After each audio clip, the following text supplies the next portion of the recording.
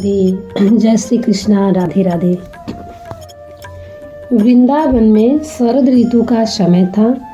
आकाश में श्वेतपूर्ण चंद्र अपनी चांदनी ऐसे बिखेर रहा था मानो स्वर्ग धरती पर उतर आया हो।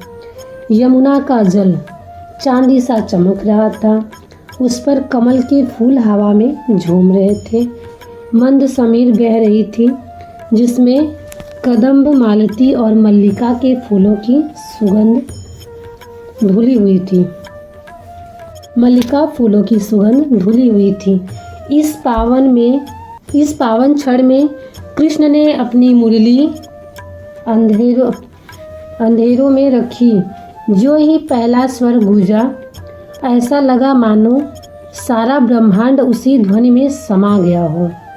गोपियों पर बांसुरी का जादू। बंसी की ध्वनि ने वृंदावन की गोपियों के हृदय में तूफान मचा दिया। कोई गोपी दूध दो रही थी, लोटा गिर पड़ा। कोई चक्की चला रही थी, हाथ से बीच में रुक गया। कोई घर के कामों में लगी थी, सब छोड़ दिया। कोई अपने बच्चों को सुला रही थी, लेकिन कृष्ण की बंसी सुनकर सब भूल गई। उनके हृदय में केवल एक ही भावना थी, श्याम ने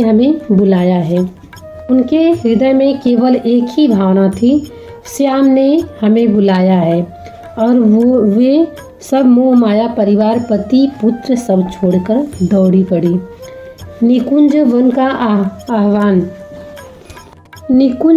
आह्वान। यमुना के तट पर निकुंज वन में गोपियां एक एक कर पहुंची। वहां खड़े थे श्याम सुंदर, पीतांबर धारण किए, वनमाला गले में और मुख पर दिव्य मुस्कान।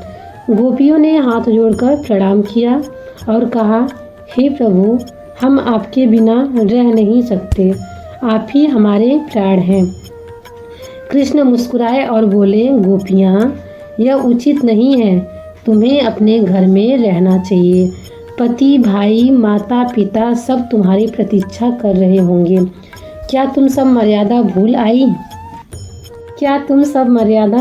गोपियाँ आंसुओं से भरी आंखों से बोली, हे नंदलाल, आपके चरण ही हमारा घर है।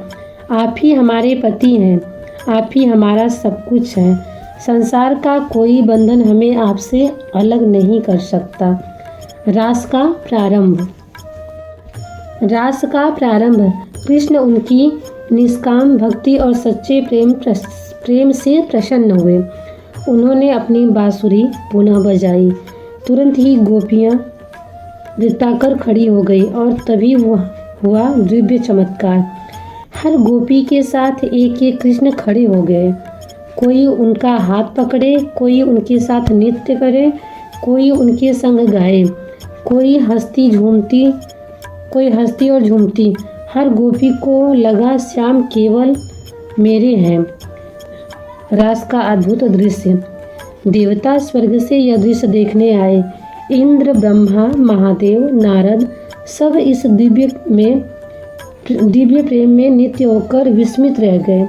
अप्सराएं आकाश से फूल बरसाने लगी। गंधर्व वीणा और मृदंग बजाने लगे। धरती, आकाश, यमुना, वृक्ष सब प्रेम के संगीत में डूब गए। गोपियाँ कृष्ण के संग गा रही थी।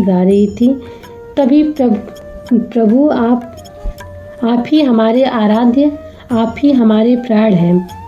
राधा का आगमन और महिमा। जब राधा रानी आई तो रास की शोभा हजारों गुना बढ़ गई। उनकी उपस्थिति में वातावरण और भी दिव्य हो गया। कृष्ण का मन राधा में ही रमता है। उनके आने से कृष्ण का हृदय पूर्ण हुआ। लेकिन थोड़ी देर बाद राधा कुछ खिन्न होकर रास से दूर चली गई। तुरंत ही कृष्णा भी अंतर्ध्यान हो गए। बाकी गोपियाँ व्याकुल होकर पुकारने लगी, श्याम, हमें छोड़ के मत जाओ। श्याम आओ, प्लीज़ श्याम आ जाओ। सभी गोपियाँ कह रही थी, श्याम हमें छोड़ के मत जाइए। गोपियाँ भटकती रही, जंगल जंगल ढूंढती रही। जब कृष्ण पुनः राधा के संग लौटे तब जाकर रास दोबारा से प्रारंभ हुआ।